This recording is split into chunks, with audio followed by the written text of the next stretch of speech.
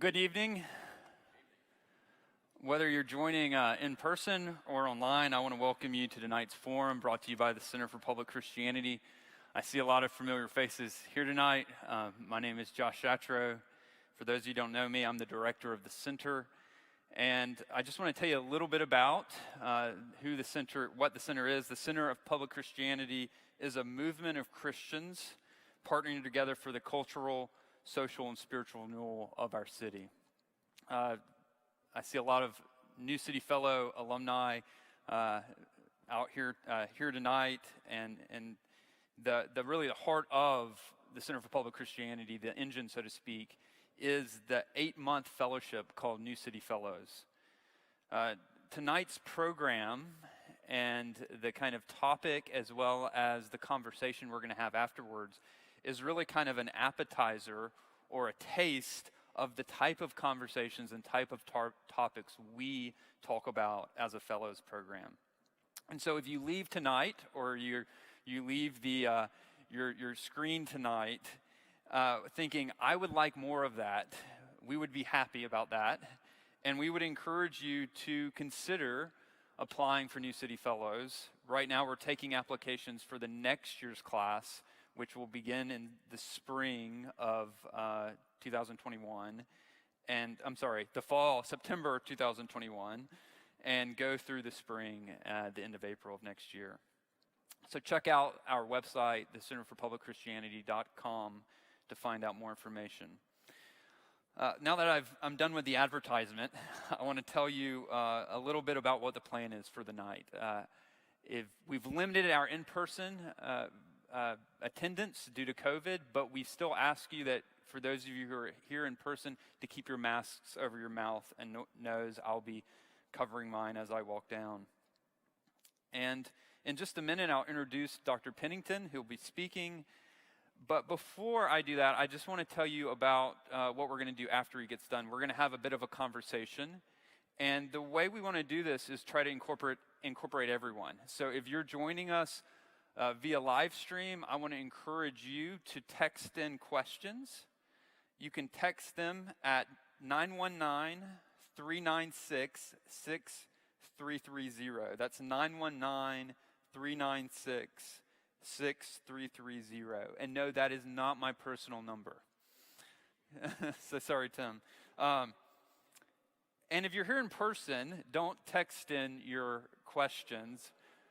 Just raise your hand when we get to that time, and we will call on you. I will repeat your question, and we'll go from there. But do be thinking about your questions. If you're online, don't wait. Go ahead and be sending those in, and we'll accumulate those for the Q&A time. But if you're here in person, please be thinking about questions you'd like to ask.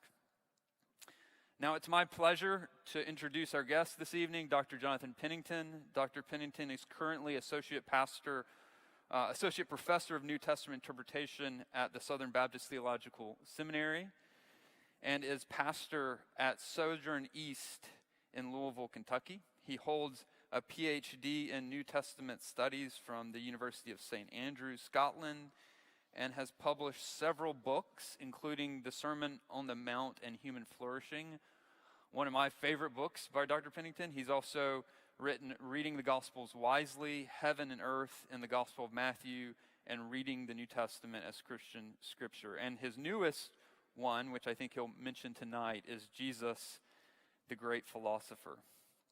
He's also the host and co-producer of the YouTube show, which riffs off Jerry Seinfeld and is entitled Cars, Coffee, and Theology. So for you theology nerds, maybe check that out later. Jonathan, we're grateful for you joining us. I've already enjoyed my time with you so far, and I'm so happy that you'll be spending this weekend with us and spending this time with us over the next hour. So would you join me in welcoming Dr. Jonathan Pennington?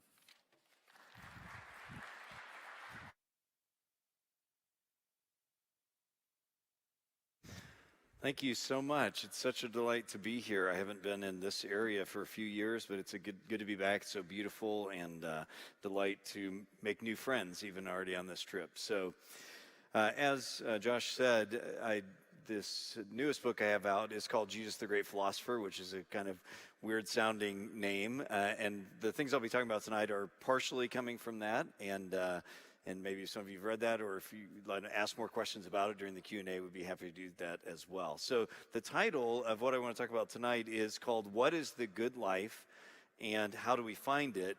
Christianity's Surprising Answer. And I'll just jump right in here. So in his truly international bestseller, Sapiens, which maybe some of you have heard of this, Oxford-trained historian Yuval Noah Harari ambitiously traces human history over what he understands to be a 2.5 million year process of evolutionary biology. And he's not just writing a large-scale history of human civilization, as some people might do, but he is trying to write a history of the human species itself, sapiens. Homo sapiens, that's us, are simply, as he says, an animal of no significance that has ended up dominating over other genera, or plural genus, of animals. We've outlasted, he observes, other human species such as Homo neanderthal and Homo denisovian.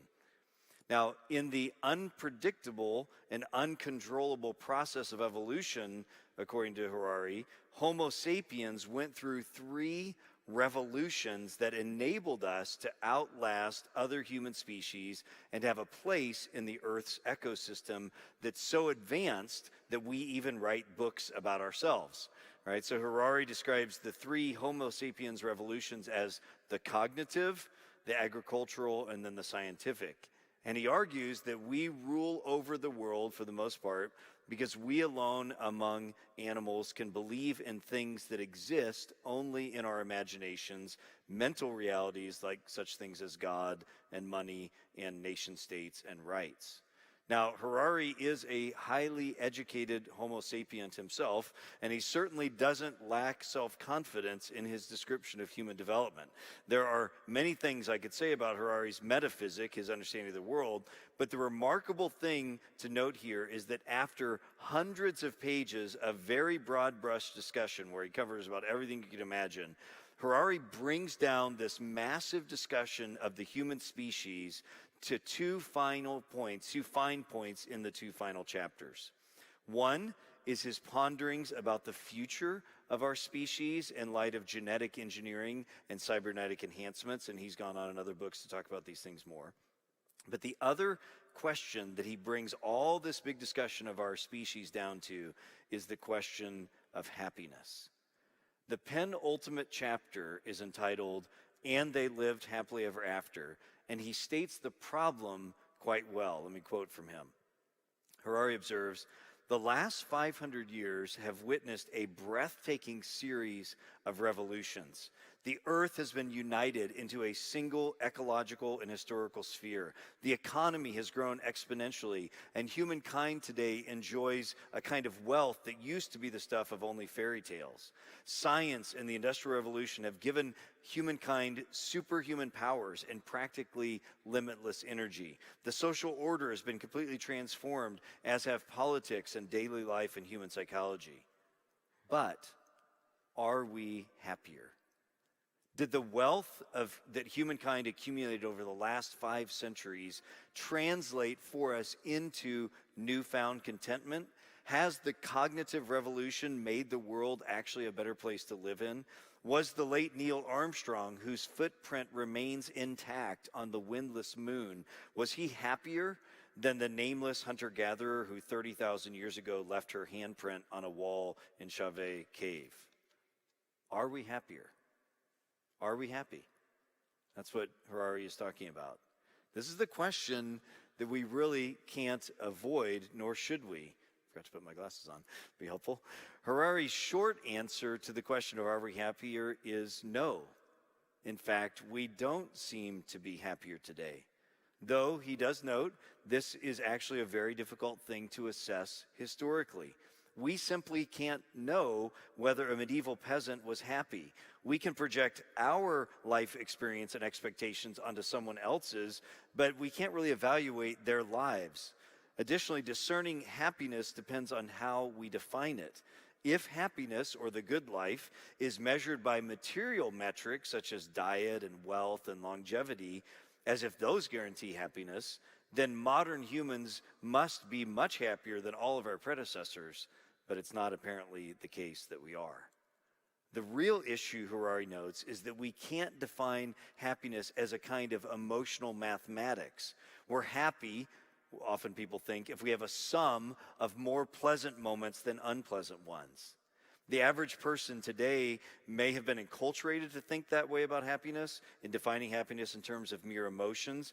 But as Harari rightly points out, true happiness consists in seeing one's life in its entirety as meaningful and worthwhile. That's really the key to happiness. And there it is. Happiness and meaningfulness entail each other. Whether one interprets caring for a crying infant in the middle of the night as loving a nurturing new life, or one interprets that same experience as being a slave to a baby dictator, depends on whether we evaluate our actions as meaningful. The happiness we perceive in that situation is all dependent on whether we think it is a meaningful activity. And if what we do is meaningful, then we can find soul happiness, or the ancient Greek term for this, eudaimonia, even in the midst of hardship. Now, this question of happiness or a meaningful life that Harari is bumping up against can also really be called the question of the good life. This is the question that humans have been asking themselves for as long as we have been reflecting. What is the good life, and how do we find it?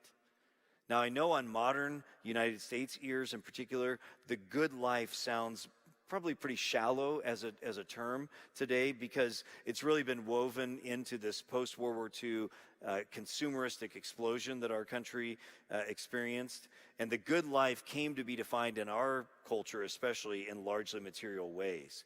But there's an older, deeper sense of the good life that I want to talk about tonight, a meaningful life.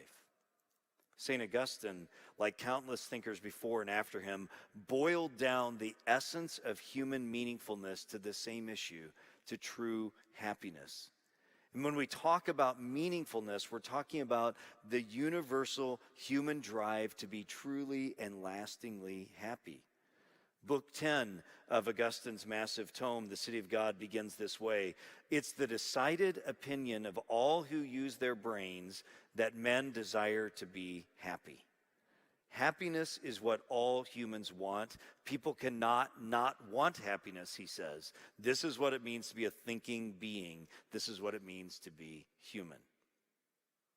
Now, last year, standing in line at my neighborhood Lowe's to buy some deck building materials, an item unexpectedly caught my eye. In the midst of the rack of glossy issues of fine woodworking and creative gardening, there was a magazine entitled The Happiness Formula: How to Find and Live Your Best Life.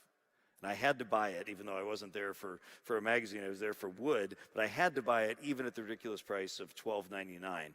And the magazine is a glossy 95 pages of brief articles and pro tips, charts and graphs about what they call the science of happiness.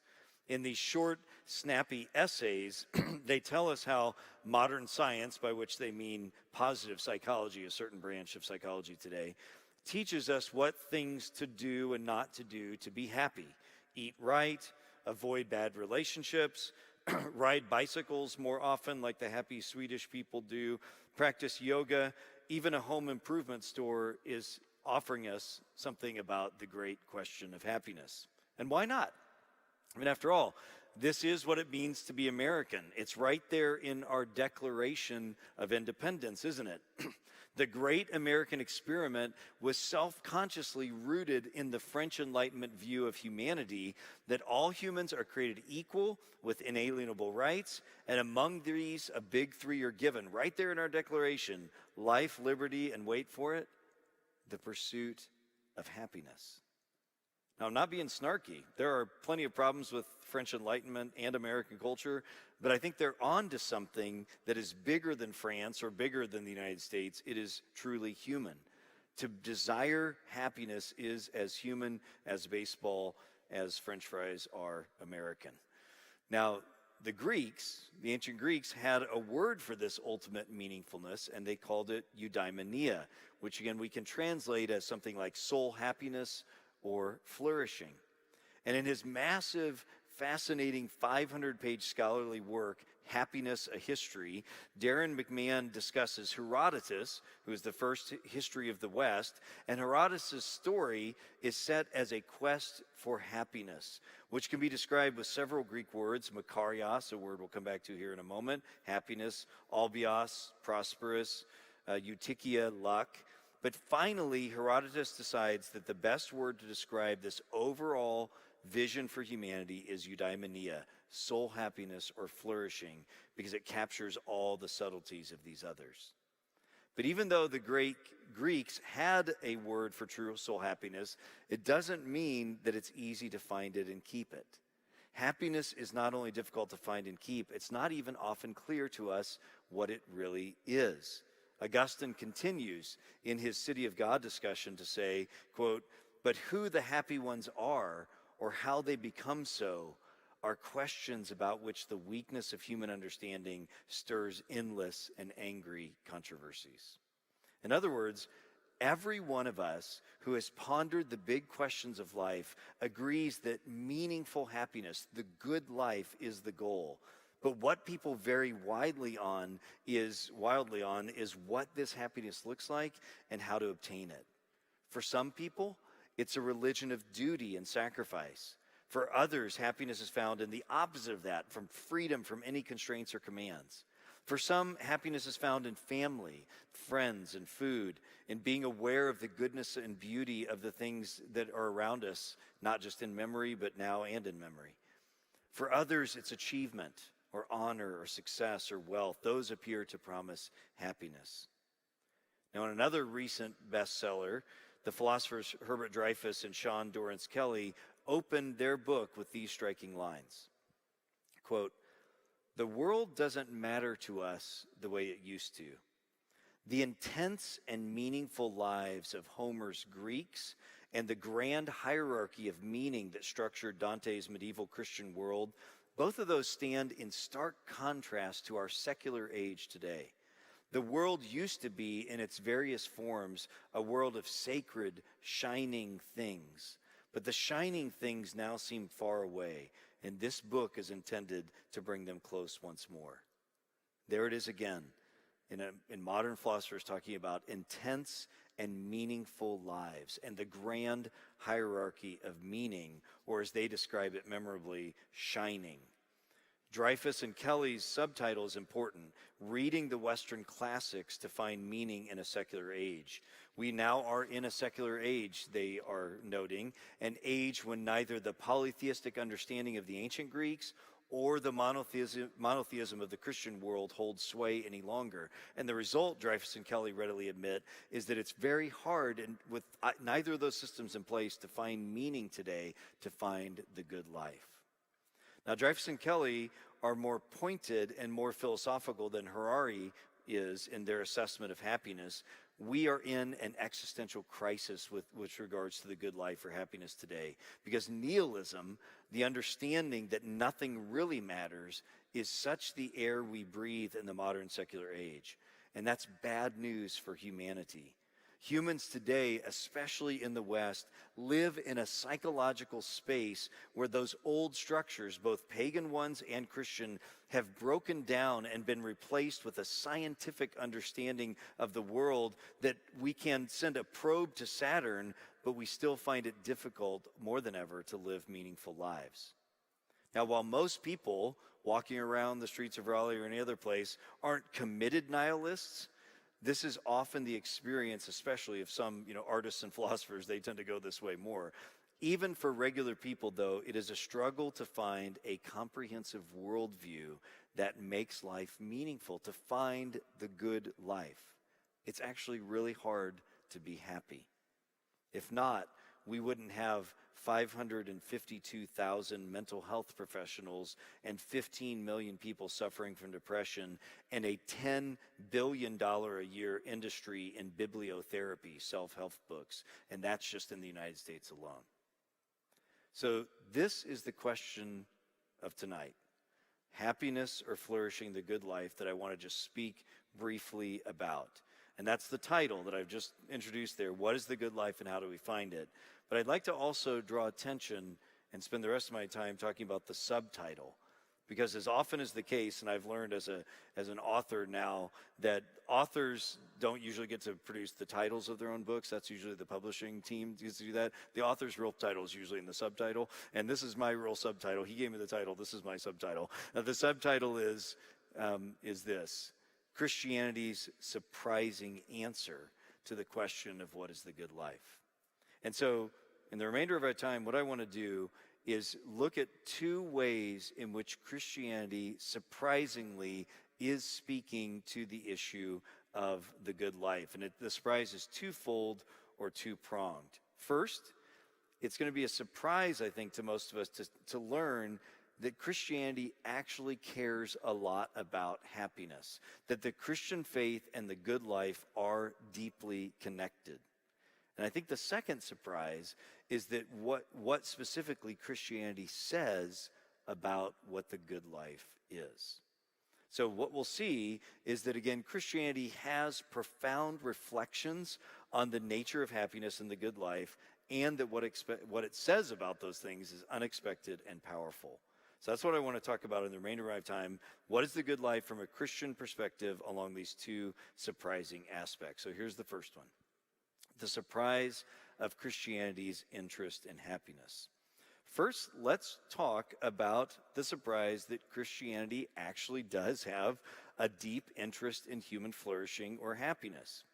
In my own field of New Testament scholarship, for the last 60 years or so, my field has been dominated by an interest in what we call Second Temple Judaism as the kind of key background or context to understand the New Testament.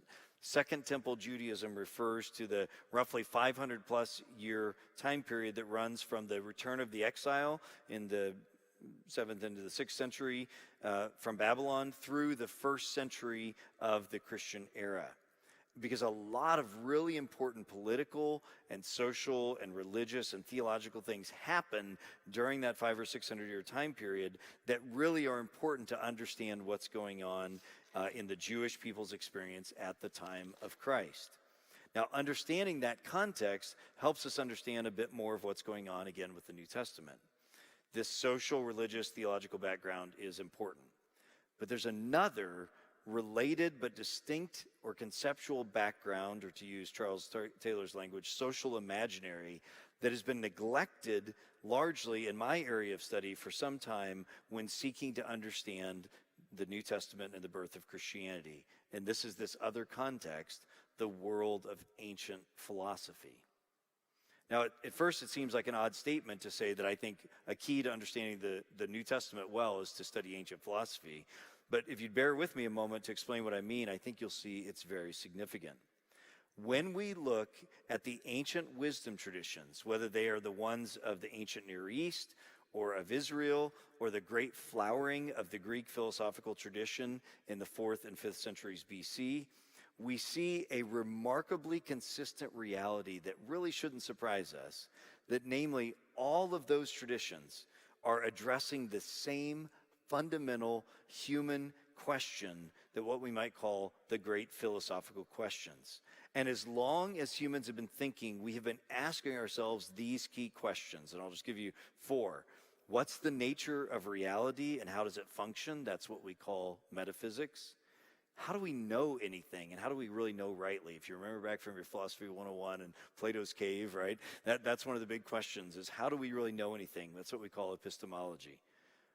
What is the good, the true, and the beautiful, and how do we live according to it? That's what we call ethics.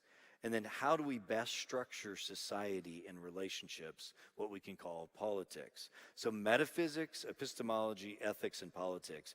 Those are the questions that really drove all of the ancient philosophies and religions. And because they are such universal human questions, they still drive us today. We shouldn't be surprised to find that the Bible, both the Hebrew Scriptures and the Christian New Testament, have something to say about those questions as well. After all, no religion in the ancient world or today or philosophy would make it very far if it didn't sooner or later address these great human questions. And in fact, once you start thinking about the Bible with these categories and questions that I think are, again, best articulated in the Greek philosophical tradition, you'll see that the Hebrew Scriptures and the New Testament all of a sudden make a lot of sense along these lines, because the Bible is making bold claims about who God is, by divine revelation for sure, but these religious claims are put in the context of these greatest of human questions. Let me repeat that. The Bible is divine revelation from a Christian perspective, but those religious claims are put into the context of these great human and philosophical questions. So if you stop and think about it, the kind of things that the Bible talks about, both Old and New Testaments, you'll see that the Bible is very much concerned to give us a metaphysic, to give us a description of how the world came into being and how it functions, to give us an epistemology, what it means to know things truly and how do you know, to give us an ethic very clearly, what is the good and the true and the beautiful and how to live according to it, and a politic, how do you structure society and relationships with each other. To put it in simplest terms, the Bible is actually a book of philosophy in the ancient sense, and it's claiming to be the true story and the true philosophy of the world. Now, why does this matter, and what does it have to do with the question at hand, what is the good life and how do we find it? Well, very much indeed it has to do with it, because the self-conscious end goal, the telos, the purpose and function of all ancient philosophy was to help people learn to live well, so that they individually and corporately might experience human flourishing or happiness or the good life.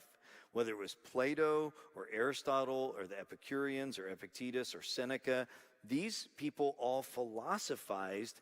They sought to understand the nature of the world and the good and how to structure it so that they could help themselves and others find the good life. Now, I realize this is very different from modern philosophy. If you took a philosophy class, and I love philosophy, and I read a lot of philosophy, but I always think of one of the greatest influences on my life, Steve Martin, who had a master's degree in philosophy himself, where he said famously in this 1978 stand-up routine, he said, when you go to college, you take geography classes, all these kind of things, and you forget it all. But you remember just enough philosophy to screw you up for the rest of your life, right? This is great. That's kind of what philosophy has become in the university, right? That's very different than what philosophy was in the ancient world.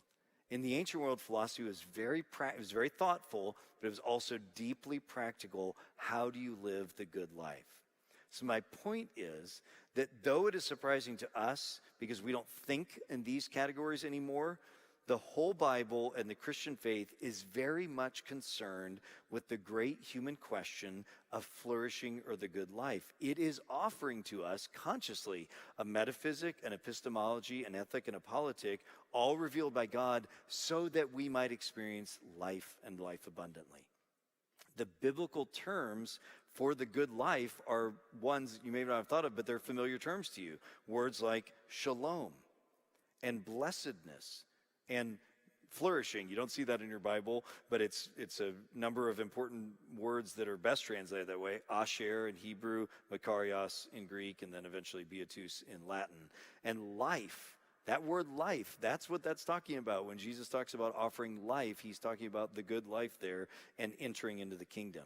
If you scan over the Old and New Testaments, you will see that those ideas of shalom and blessedness and flourishing and life and kingdom mark the entirety of the vision of the Scriptures, and what those ideas are about is what is the true good life that we all long for. So I said there were two surprising thoughts I wanted to explore. The first is what I've just observed, that Christianity and the Bible actually cares about and traffics in this great idea of what is the good life. The second surprise is how different Christianity's answer is to the question of what the good life is. Even if we accept that the Bible cares about the good life, we won't be prepared for how Jesus and the apostles go on to define what the good life is, because it is topsy-turvy, it's counterintuitive. So while the Bible is asking us, and inviting us to ask the same question that all humans have ever asked, the divinely revealed answer is different than what we would expect or initially desire. And I think the best place to start in trying to hear what does the Bible say what the good life is with the New Testament itself, with the first teaching in the New Testament, the first of Jesus' teachings, what we call the Sermon on the Mount. And if you remember how the Sermon on the Mount starts, it starts with what we call the Beatitudes. Now, it's funny how often we call them that when none of us really have thought much about what a beatitude is. Like, is it a beatitude? Is it some attitude you're supposed to have? It's very unclear what a beatitude is. But if you know your Latin, don't suppose all of you do, but some of you might. The Latin word beatus, where we get this, means the same thing that the Greek word makarios means, which is the same thing that the Hebrew word asher means, which means happiness or flourishing. They are descriptions of what true happiness or flourishing looks like. So the term I prefer over beatitude, because I think that's more familiar but also not clear, is the word macarism, which is actually an English word. A macarism. What is a macarism? A macarism is a short, pithy saying that says, this is where true life is found. And we have a lot of these, right? Think of Seneca. There's tons of these from Seneca.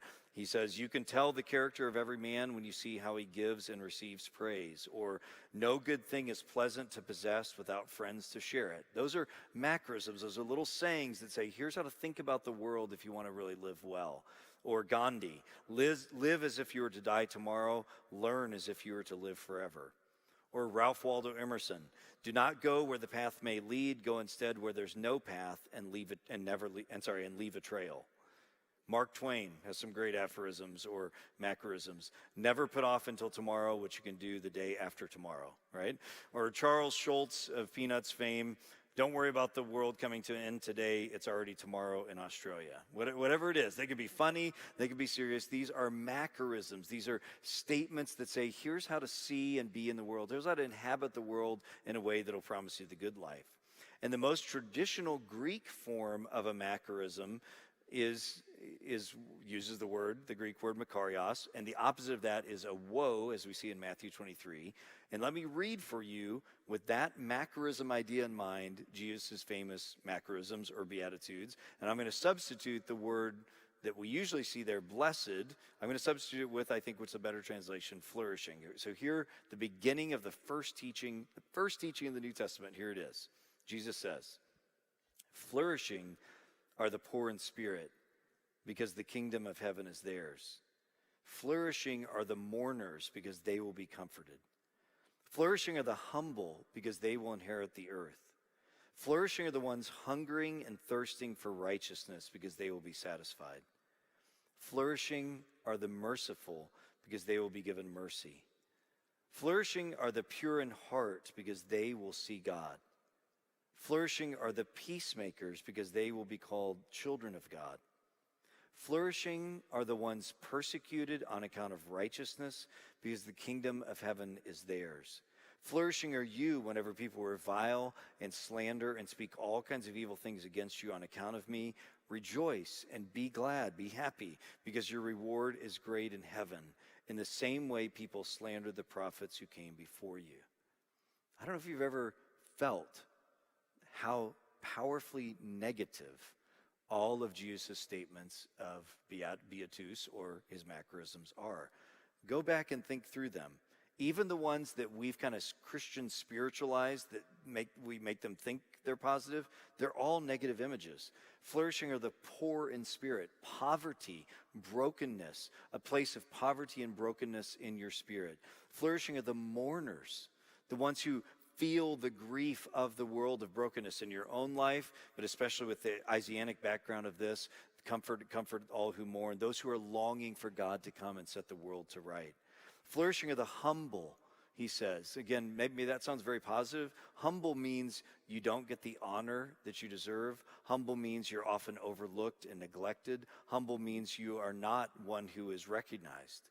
Flourishing are the ones hungering and thirsting for righteousness. Notice how negative a metaphor that is. Hungering and thirsting, something that those of us in North America, we've never really known hunger and thirst like people in the ancient world did, or many people throughout today. This is a very negative image, hungering and thirsting. Flourishing are the merciful. It's not positive. Mercy means someone has wronged you, and you are actually letting that go. You are willing to be wronged and let that go. The only positive beatitude is I think the core one, flourishing of the pure in heart, because I don't have time to talk about the whole rest of the Sermon on the Mount tonight, but pure in heart is the sort of main idea of the sermon. But he goes on, flourishing of the peacemakers. That means, again, you are making peace with those who have wronged you. You're burying the hatchet. You are overlooking and forgiving. And then if you didn't get the negative tone, yeah, it's there at the end. It's double highlighted. Flourishing are the ones persecuted on account of righteousness. Flourishing are you when people revile and slander and speak all kinds of evil. How many of you enjoy being misrepresented and slandered? It's a great feeling, isn't it? It's one of the worst feelings. And he says, notice, all of these are his macrisms. These are his statements of what the good life actually looks like. It looks like this way of being, this way of inhabiting the world that is totally counterintuitive, but is modeled by Jesus himself and is oriented towards the future when God is going to come and set the world to right. And that really, the Beatitudes really, I think, set the tone and become the repeated song of Christianity. That true and abundant good life can be found now and more fully in the future for anyone who is a follower of Christ. This flourishing is real and it's profound, even in the midst of a world that is full of brokenness and suffering and pain. These experiences of the brokenness of the world are not to be denied, but neither are they to be seen as the opposite of flourishing. They are paradoxically the place in which and the instrument through which we experience true thriving. We could look at 2 Corinthians and 1 Peter and other texts. But it's interesting how the church fathers go on to talk about this. They talk about the paradox of suffering as medicinal for the soul to bring us into the beatific vision, the good life. The Christian philosopher, the current Christian philosopher, Eleanor Stump, offers, I think, some very profound reflections on how this paradox works, that suffering relates to flourishing for the Christian. She says that the post-fall human condition has inculcated in all of us a tendency to turn away from relationships of love into a willed kind of loneliness and isolation. That's the human fall way. The post-fall condition goes then against flourishing because we're created to be in relationships of love. So how does suffering contribute to flourishing? Well, in an unexpected way, suffering contributes to our flourishing because suffering is itself isolating, and it can often drive a person to seek amelioration of the suffering, at least in part through the help of others and through the help of God as well. In other words, suffering often helps us reconnect with others, therefore going against what the fall inclines us to do. And suffering can also, Stump points out, be an important affront to our ego. When a person can no longer ward off some kind of suffering, mental or physical or other, he or she is driven to acknowledge that they are not sufficient in themselves. And in that spirit, he or she will be more likely to seek help, either human help or God's. So suffering can break in on a person's inwardness and isolation and can be the fuel by which a person's willingness to seek connection with others, which then turns us to other humans and to God. After all, it's common to find religious belief among those in deep distress. It's less common to find true religiosity among those of means and affluence. So, as Stump goes on to point out, suffering is part of this ongoing process in one's life where, unexpectedly, it becomes the means of our flourishing because it destroys our ego and connects us with others. And I love how she describes that the reception of grace helps integrate our fragmented souls, making us more whole, which then causes us to have greater flourishing. I also like how the Polish theologian Darius Karlowicz sums it up. He says, the task of all philosophy, including the Christian philosophy, is the therapy of souls who have been led astray by the demands of passions and false pictures of happiness. In other words, Christianity is engaged in the great work of reshaping humanity into the image of Christ. That is a soul therapy that promises to bring humanity back into the meaningfulness we're made for. And Jesus, I think, sums this up in John 10:10 when he says, I have come that they might have life and have it abundantly. The key to this soul therapy is that our misunderstandings about happiness have to be challenged. They have to be challenged by the revelation of God in Christ. So as with the Old Testament, the New Testament then offers us a very nuanced and sophisticated, even a very paradoxical philosophy of the good life. That Jesus and his followers never deny the reality of suffering, nor do they encourage us toward just a close-hearted, stiff upper lip mentality. Rather, the teachings of Christ are that a whole, meaningful, and flourishing life is possible now and fully in the future, but now even in the midst of brokenness and unjust suffering. Now, to wrap this up, I want to say something very briefly about what I consider to be the second greatest philosophy of the world. Christianity is the greatest, but the second, and that is Stoicism. I read the Stoics regularly. I like Stoicism. I even have the little Stoic coins that you can buy that remind you of Stoic principles. In its ancient form and its modern form, I think Stoicism does a great job of emphasizing personal responsibility, of learning to educate your emotions in certain ways that I think are really helpful. But there is a fundamental problem with Stoicism through which Christianity is fundamentally superior. And that is that at the heart of the story of the good life for Christianity is the reality of hope. Hope is one of the three greatest abiding realities, according to 1 Corinthians 13:13. These three remain: faith, hope, and love.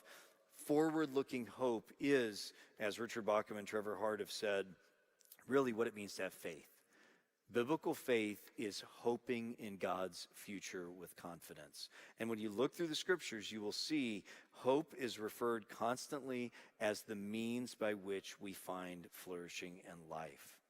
The alternative to having true Christian hope is some sort of non-realism, which I think this is what Stoicism falls into, that denies the reality of suffering and makes the good life dependent on managing our emotions such that they are never disturbed. But the Christian philosophy of the good life has a robust, realistic vision that includes brokenness and joy, love and loss, all empowered by hope that God himself is going to come to return to set the world to right. I don't want to end on a doom and gloom note. I think life is beautiful. I love life. La joie de vivre is an important part of my daily mantra. Find the joy of living every day. Or as Brother Rich Mullen said, there's so much beauty around us with just two eyes to see, but everywhere I go, I'm looking. That's how I live my life. I'm looking for the beauty and the goodness of the world. My goal tonight has not been to create or encourage a head down, life is hard view of Christianity, but just the opposite. One that is joyful, but is also realistic and strong enough to provide a vision and practice of the good life that embraces all of our experiences of love and joy, of suffering and of hope. As we follow Jesus, we learn what it means to take on our own role as ministers or priests of this good news of the true life that is available to all. We will be salt and light whose well-lived lives glorify God and draw people to himself. And we, to use the Apostle Paul's words, we will shine among the world like stars in the sky as we hold firmly to the word of the good life. Thank you.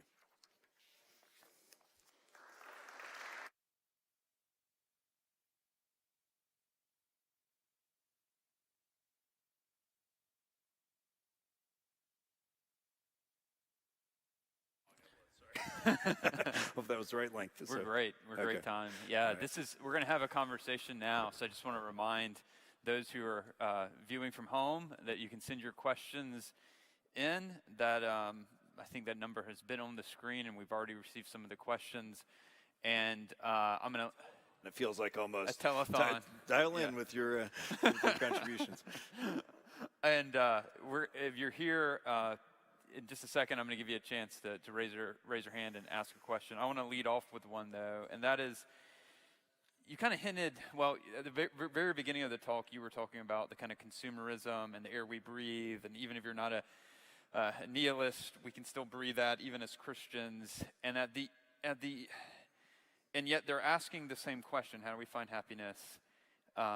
This is the human question, and Christianity has this answer, which on the surface looks kind of bleak and includes suffering and mourning. And you ended, though, with kind of even mentioning some of your own daily practices. And I wonder, given that we're breathing this secular air on a daily basis, how for the Christians in the room, or maybe somebody who's here who's watching or is in the room who's considering trying on Christianity, what are some of the practices that you would recommend so we kind of try on the Sermon on the Mount on a daily basis? Yeah, great question. So, I mean, the interesting thing about macrisms or beatitudes is that they're not commands, but they are invitations to learn to inhabit the world in a certain way.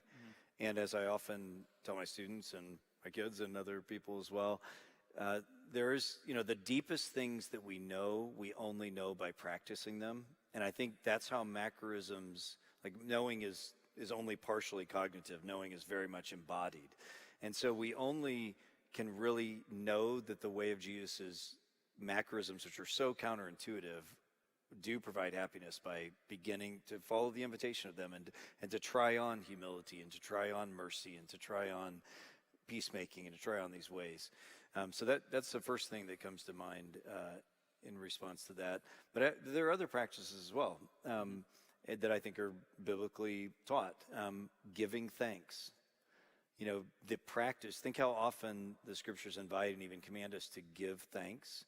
That is a very conscious practice that shapes us in certain ways. It's not just a duty. That would be ironic. You can't really give thanks dutifully, right? It is a practice that we liturgicalize into our daily habits, into our church services as well, that shapes us to learn to see the beauty and goodness of the world. And I think one of the greatest things, and I don't mean this tritely, but one of the greatest things to fight anxiety and even depressive tendencies, and again, don't hear me tritely, ignoring that there are very complex neurological issues related to those things, but that one of the practices we all can do is practice giving thanks daily, because that practice really does shape us in a significant way to see beauty, I think. Okay. Yeah. Thanks, Jonathan. Are there questions that you guys have in person, audience?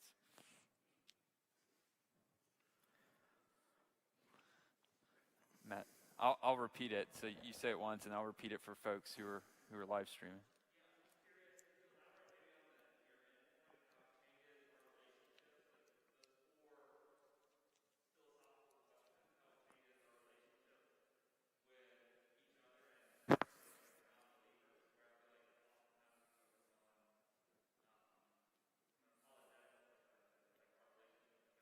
Yeah. So how does Christianity's surprising answer actually change our relationships with others? Did I summarize that right, Matt? Okay. Yeah. I will try to answer that, and if I don't answer it, then we can come back around to it. Okay. So I guess I'll just refer to the Jesus the Great Philosopher book. What I do in there, the first half of the book, is I try to show what I did much more briefly here, that the Bible does care about these great questions. So I do more in depth to show that the Old New Testaments have a very clear metaphysic. They have a picture of how the world came into being and how it exists. And Christianity has a very particular answer of that. In Christ, all things are held together. I mean, it's like this very radical Christ-centered metaphysic.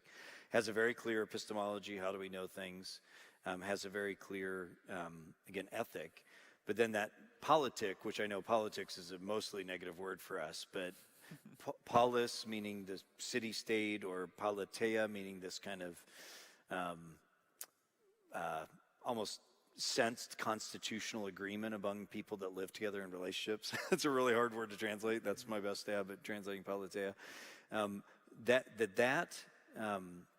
That category is, again, one of the key ideas in ancient philosophy. You think of Plato's Republic or Aristotle's Politics and others, that because they realized that if you're going to experience human flourishing individually and corporately, you have to think about the way you structure relationships. So that was like a major topic in ancient philosophy, and really the highest form of that was friendship.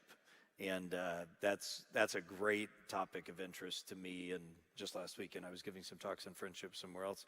And so the point is, the ancient philosophy thinks a lot about all kinds of relationships of government, and especially down to the level of family relationships, but also especially this ultimate kind of relationship, friendship. And when you go to the Bible with that same, you're realizing those questions are really important human questions, you see, oh my goodness, it is all over the place. And I first saw this with the help of a modern Israeli scholar named Yoram Hazony. His book, it's Cambridge book called The Philosophy of Hebrew Scriptures, he shows that the Hebrew Bible is seeking to give to the world a certain politic. I mean, ethic as well, a metaphysic, an epistemology, but particularly a way of inhabiting the world in relationship that will promise flourishing, right? And then you turn to the New Testament and you see all the ways that Jesus talks about, how emphatic the New Testament is about relationships of Christians with each other within the church. Interestingly, using two really, really important Greek philosophical terms, koinonia, which means this sort of shared, we translate it as fellowship, but it means this kind of shared life together, and ekklesia, which is the Aristotelian term for what happens when the city-state gathers to make decisions about how to conduct your life in flourishing, right? Both of those terms become really important Christian terms. Ekklesia we translate as church, of course, and koinonia as fellowship. So the point is, the Bible actually cares a ton about relationships and speaks to them a lot with a very particular way, especially the relationships are ones of love. Now, maybe that didn't even answer the question, but if you want to... He's shaking his head yes. He seems satisfied. Right. I do want to piggyback off something you said, though, because this notion of friendship, because growing up in the evangelical church, we didn't have a whole lot of youth retreats on the concept of friendship. No, not at all. From a biblical perspective or from a Christian perspective. We're taught to love one another, certainly kind of these general ideas. And then one of the things coming up in our fellows program a lot is we don't have a real clear theology of friendship, and then how that's actually impacting especially the singles in our communities. Yeah. And that we get in our nuclear families, and the singles are kind of saying, totally. Hey, and I think especially with men, I don't think growing up I didn't kind of have this deep reflection on what does Christian male friendship look like. So I was wondering if you could speak to that a little bit more, especially since you're coming off a retreat where you did. Give us a little bit of that. It's very, very much on my mind and heart, and is really, really important topic. The more I've thought about friendship, I just reread Lewis's famous In Four Loves. He's got a whole chapter on friendship, on philia, and that was interesting to go back and reread that in light of some other things. I'd also recommend Wes Hill's book, Spiritual Friendship, which is quite good. And then in my Jesus the Great Philosopher, I have a section on friendship as well. But I've been expanding it more in recent talks about it. Yeah, it is. It again was absolutely crucial to the philosophical system of the ancient world, because they recognized, if you think of Aristotle's Nicomachean Ethics, this book he writes for his son, similar to Proverbs 1-8 or 1-9, where he's writing for his son how to live well. 1/5 of his ethics for his son is dedicated to friendship, because that's like this crucial kind of relationship. And as I've thought about that and read some good people like Wes Hill and others on it, it is remarkable that we don't think about friendship. In fact, what's happened is we use the word friend in a very shallow way now. Like I find myself doing this too. Like I'll refer to someone who's really just an acquaintance, a friend, and then on the other side, we don't have the kind of deep, committed friendships often, or at least we don't talk about them, where people are equals, who are committed to what we can call, as my dear friend, he is a true dear friend, Eric Johnson, a Christian psychologist, calls differentiated communion, where we're not enmeshed with each other. If you know that psychological category, we don't lose our identity in each other. Neither are we disconnected, but we truly have a self-defined, differentiated whole self that lives in communion with others. And that's a very different kind of relationship than an eros relationship, a love relationship. And one of the famous ways that Lewis describes this helpfully is that lovers are looking in each other's eyes, friends are shoulder to shoulder looking at something they both love, right? And if you think about, that's really the matrix of friendship, is that you meet someone through shared activities that sees the world the same way you do, right? And then it begins, and if that happens cross-gender, that often develops into eros, for good or for bad, right?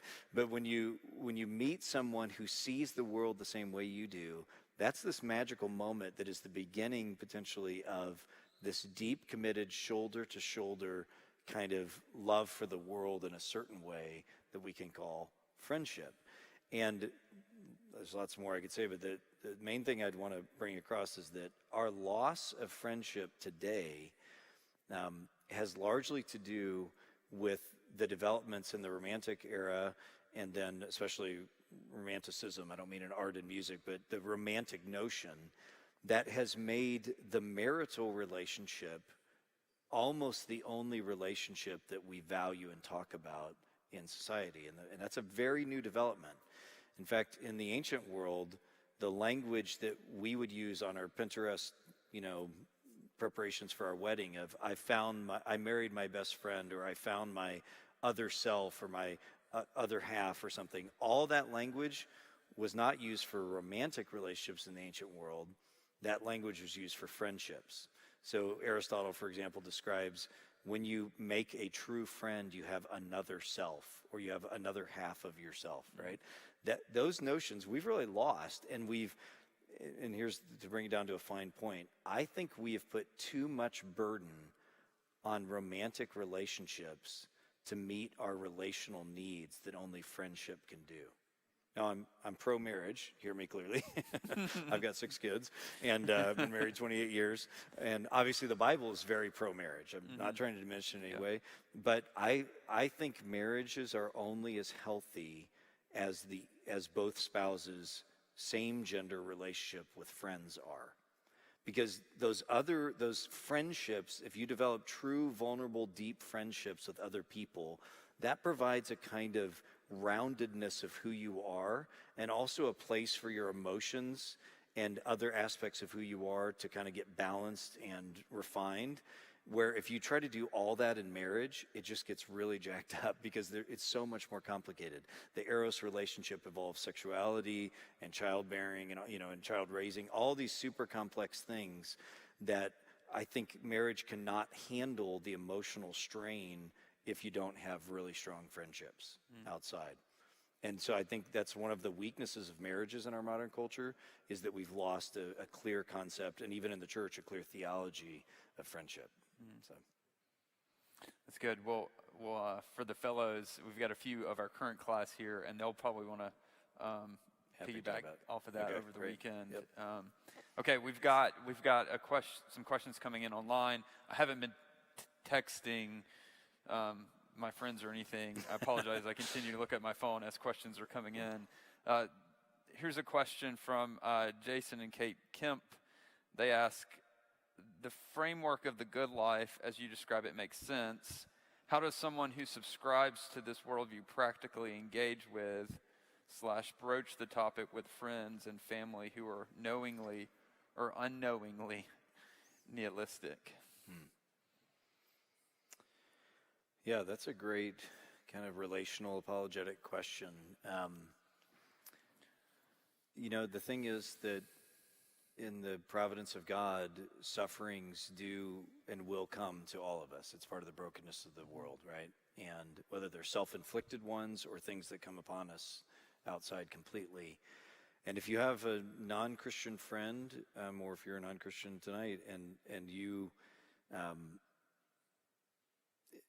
especially if you're a Christian, to just be present as a friend, again, to other people in a non-judgmental way, because sooner or later, difficulties and trials and sufferings come upon all humans. It is our plight. And no other philosophy is going to satisfy. I mean, nihilism will only lead to despair.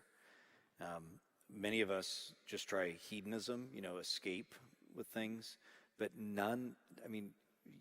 we all know that. None of those things truly satisfy and truly rescue us from the despair of the suffering that comes upon us.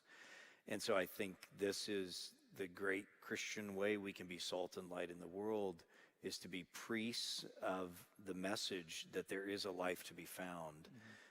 And you earn the right to sort of say that through friendships with people. Yeah. So just being present with people, and sooner or later suffering will come that cracks open the soul, as Stump describes it, it counters the ego in such a way that we're ready to say at that moment, there is a life to be found in Christ. Now, that requires that we think of Christianity as the good life, though, too. Right? If we only think of Christianity in like sort of this is the divine truth, deal with it kind of thing or something. And if we present Christianity as just this kind of hammer or this wall, rather than an invitation to the fullness and beauty to tell a better story, as someone might say, to an invitation. I didn't pay you for that. Yeah, but no, really, but to invite people into seeing the world in a different way, that I think is the best kind of invitation and apology. So. Yeah, and I'll add, part of that is showing people your own wounds. There's some counterintuitiveness here. We often think of it as, okay, I've got to gear up for this apologetic conversation, right? Or I've got to, have all the answers. I'm going to own the atheist cousin or whoever at the family reunion, and that rarely ever goes well, right? And so it's often a kind of care, of transparency about your own failures and struggles, and yet you're clinging to Jesus, and there's hope, and yeah, you have to do some thinking and navigating. Absolutely, that's involved, but oftentimes we've gone with the kind of apologetic of glory rather than an apologetic of the cross. And that's really good. So, I might just say something about that. I don't think I talk about it in the book, but I have other places. Over the last few years, I've been able to develop a friendship with Indian man Sanjay, who I just met at a coffee shop, and it's been such a delightful friendship because he grew up Hindu and is a super thoughtful guy, and we just regularly talk about how Hinduism answers these questions versus how Christianity answers these questions. And it's just wonderful to have that dialogue. So whether the person you might be talking to is a non-Christian of any sort or some religion, just have that conversation.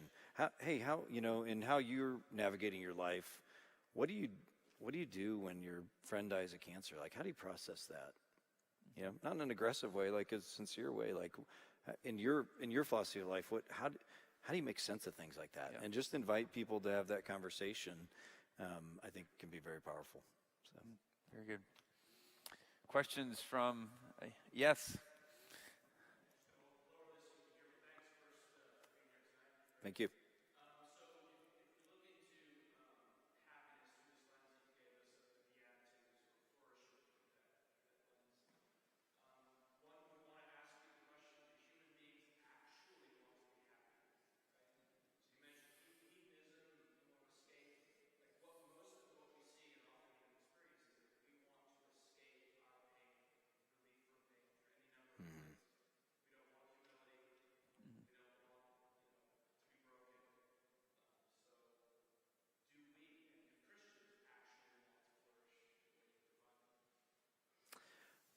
Okay, do you want?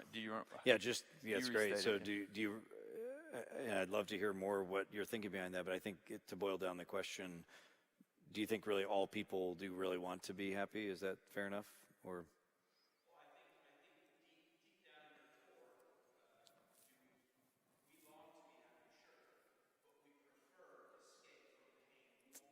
yeah, yeah, yeah, yeah, yeah. So we do often prefer escape from pain. That's a great way to say it. And this was true. This is why Aristotle, Socrates himself, and then Aristotle, Plato and Aristotle and others were very opposed to hedonism. Like they were very aware that what they were doing was different than hedonism, because what they saw in hedonism was just that this universal human tendency to try to escape pain. But it doesn't really satisfy, and I do think this is an educational process. So to adopt a philosophy that is seeking to educate yourself in a way to be trained to find happiness. That was a confusing sentence. The point is, happiness is something that we long for, but we do have to be educated into it. I guess I'd say that, because the natural tendency is really just escape. And that starts with children, if you can, if not all children get that opportunity, children don't get to choose their own education, but if, ideally all of our education should include conscious discussion of what makes for true life. Just think about that and think how much that's changed now, that so much education has become about cognitive transfer of data rather than the older tradition of education is you learn and study and think and reflect so that you can acquire tastes of what is the true, the good, and the beautiful. So I do think part of our problem today is that our education has moved away from aesthetically training us towards happiness, towards skill set, right? And so I think that's part of our problem. But it was a problem in the ancient world too. Hedonism has always been a human problem. So if you're an adult and you are just coming, if anyone's an adult and just coming to this understanding, this is again where I think as Christians and the church should be very consciously engaged in saying there is life to be found here, and that the life you're living does not promise the kind of depth of happiness that escapism offers. So, maybe I hope I'm answering your question. Just acknowledging, it's a temptation, but I think we can educate ourselves and educate others to come to have an acquired taste of true goodness. So. I think of Abolition of Man, which we read at the beginning of the program, which the Fellows program, which is getting at some of what you're saying here. Yeah. I just finished rereading again That Hideous Strength, the whole trilogy of Lewis, where it's very much about people that have been trained in sensibilities so that they cannot see the good. That's very much what it's about. Yeah. So that's good. Here's a question from some of our online viewers. How are the things you're speaking about in regards to living the good life unique to Christianity? It seems like the principles of other religions like Islam, Hinduism, Judaism fulfills the requirements needed to live the good life as you describe. So I know you were getting at there's overlap, at least in the questions. How much overlap? How much overlap is there actually in the answer? Yeah. I think there is a lot, and there is a lot of overlap, and I would answer that as the same way C.S. Lewis would, and Augustine and many others before, that actually is the testimony to the truthfulness of it, and that these are all refractions of the truth, right? Of that all humans in most religions recognize there's a pretty significant overlap between what the answers are. I do think that Christianity's answer, what has struck me, especially in the last couple of years of writing the Jesus the Philosopher book and asking this question of the Bible, is, just how nuanced and sophisticated and realistic, especially there's just such a realism to Christianity's understanding on issues of relationships and emotions and happiness that really provides a strong plausibility to to the effectiveness of it. But then ultimately, I think that the truthfulness of Christianity is based on, a divine claim that I believe, that that God came into the world in Christ and truly lived and died and was raised. And so I'm not surprised when other religions have a lot of the same truth, but I believe that Christianity is the fullest and truest version of it. What are some other differences? I'm especially conscious of Stoicism again, because I feel like it has so much good practically, but what it really lacks is a hope and a kind of realism. It's a very interesting conceptual overlap that it probably has some historical origins to it between Buddhism and Stoicism. They're both a kind of deny the reality of suffering is the key to experiencing flourishing. It's interesting.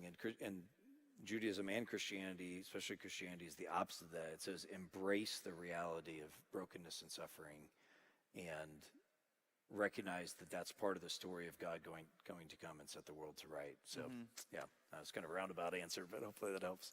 There's a lot of overlap. Well, would it be, if I can, you can disagree with this. No, it's fine. Totally. But, one thing I would want to emphasize is the uniqueness is, and I think you were alluding to it, but the incarnation, the resurrection. There's this historical claim that's being made in Christianity, which is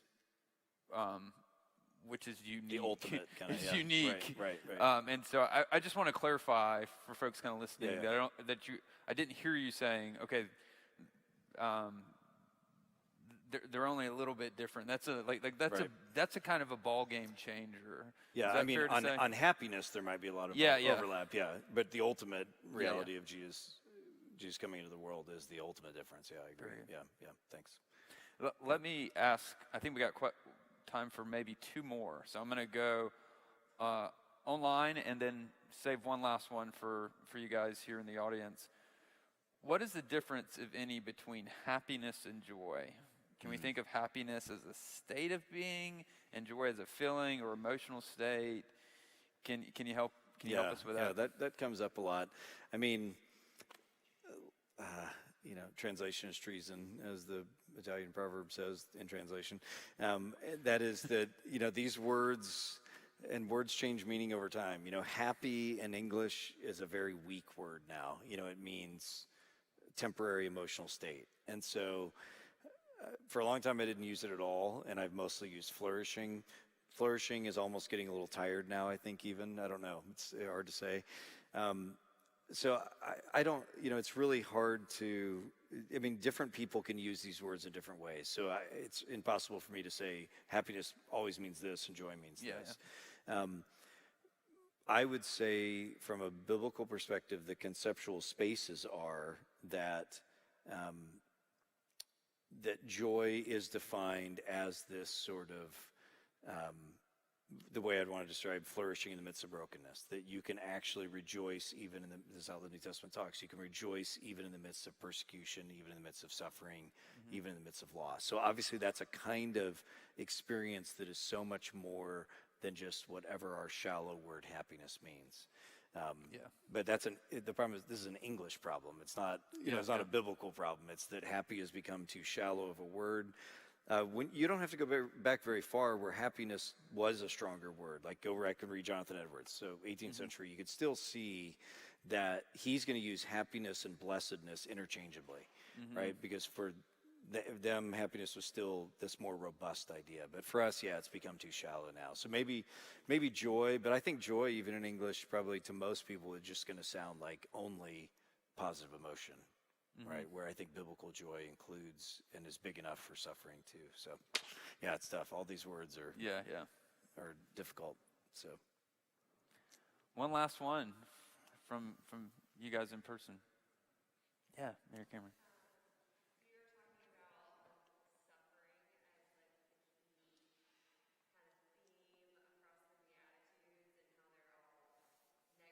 Yeah.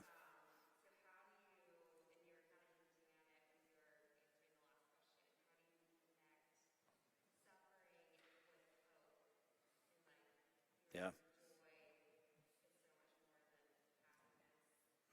So the connection of suffering and hope and joy and happiness. Yeah, I think I didn't say this. Thank you for that. I didn't say this clearly enough in the talk, and that is that the New Testament is forward-leaning. And a lot of times we think of the message of Christianity as mostly backward-looking to the cross, and it certainly does do that. But the majority of the New Testament, or the main tone of the New Testament, is looking forward to the future when God is going to restore his reign upon the earth. You can see it in a million places, but just think even of the Lord's Prayer, right? That let your name be sanctified, hallowed be thy name. Let your kingdom come, let your will be done. As these things are true in heaven now, let them be true on earth. That's like this fundamental orientation of the Christian, that we are longing for the heavenly realities to become the earthly realities. And you see that in the Beatitudes. If you go and look at the second half, I didn't have time to do this, but the second half of all the Beatitudes are pointing us toward a future hope. Flourishing are the poor in spirit, because theirs is the kingdom of heaven, this thing that he's saying is about to come. Flourishing are the mourners, they will be comforted, right? Flourishing are the peacemakers, they shall be called sons of God. It goes through, each of them are future oriented. And so Christianity is very much, its happiness, its flourishing is rooted in what we often call the already but not yet reality, that these things are true, yet there's a time coming. That's where hope is really central. So to be a Christian is to be a person of hope. The tendency is always going to be, humans tend to be extreme always, right? We fall off one side of the knife edge or the other. For a lot of Christianity, we have not emphasized happiness enough now. A lot of Christians have only said it's in the future, right? And we can also tend to overemphasize happiness now and forget the future, like health and wealth gospel or something like that would overdo that. I think the majority of the Christian tradition has probably tended to lose this idea of happiness over time, to lose the idea of flourishing. And one of the books that had a huge influence on me for the writing of the book, The Sermon on the Mount, Human Flourishing, and then The Jesus the Great Philosopher, early on was Ellen Cherry, if you run across at Princeton, God and the Art of Happiness. And she goes through the history of Christian theology and talks about what happened to happiness. And I think she's right. She points out that largely we lost it, but that we need to regain it. So. Well, unfortunately, we have to bring this discussion to a close. I'm thankful that you guys have braved COVID. Thank you. For those of you in person, and the rain and the cold weather. And thank you for joining us if you're viewing at home. I do, before we go, want to mention the next forum we have coming up, public forum, and that's with the well-known author and speaker Andy Crouch, and he is going to be joining us online with his daughter Amy for a conversation about how to thrive in a digital age. So we're getting some more awesome. Flourishing and thriving here. March 4th, that's March 4th, 7 p.m., so mark that on your calendars. To get more information, to sign up, please visit us on our website. Thanks again for joining us, and I hope to see you again soon. I guess one last thing, as you're exiting, if you would go along the two side rows, that's just how we do it, given COVID protocols. So thank you again for joining us, and I hope to see you soon. Thank you.